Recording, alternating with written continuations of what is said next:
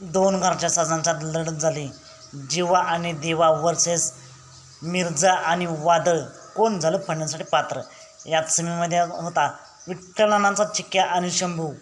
मित्रांनो, आज भव्य दिवस ओपनचं मैदान पार पडतंय कात्र खटाव या ठिकाणी विठ्ठल केसरी.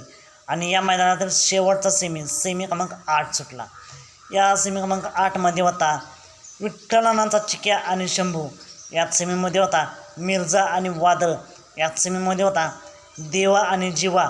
मित्रांनो, देवा आणि जीवा वर्सेस मिर्झा आणि वादळ यांच्यात काटाकेशी डोळ्याचं पारणं पडणारी अट्टीतट्टीची लढत झाली आणि बाजी मारली मिर्झा आणि वादळनं.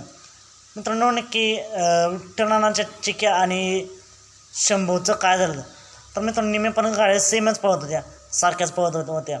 पण जसं जसं निकालाशी जवळ आले तसं तसं त्या दोन घरच्या साजांनी डबल टाप टाकला आणि निकाल घेतला घरच्या साजानं, देवा नाही मिर्झा आणि वादळनं.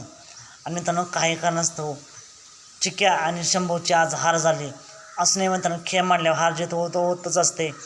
आजच्या मैदानासाठी फायनलसाठी मिर्झा आणि वादळला खूप साऱ्या शुभेच्छा. मित्रांनो, असेच निकाल पाहण्यासाठी आत्ताच आपल्या चॅनेलला निकालाचा बादशाह या चॅनेलला सबस्क्राईब करा, लाईक करा आणि शेअर करा. चला तर मग भेटू पुन्हा एकदा नवीन अपडेट्स भन्नाट अशा नवीन व्हिडिओमध्ये.